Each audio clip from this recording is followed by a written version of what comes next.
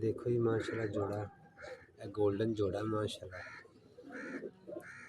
बहुत अच्छी नस्ल का जोड़ा है। छापदार कबूतर है। कबूतर का ना लाल परी वो मादी नसी लाई गोल्डन लाई काले गाटे वाली बहुत अलग क्वालिटी की मादी माशाल्लाह हो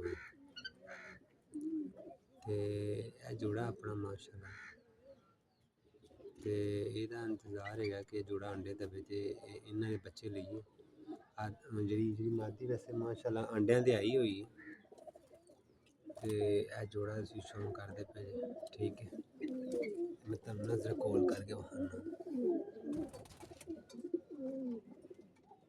जोड़ा ही माशाल्लाह बहुत अच्छा है।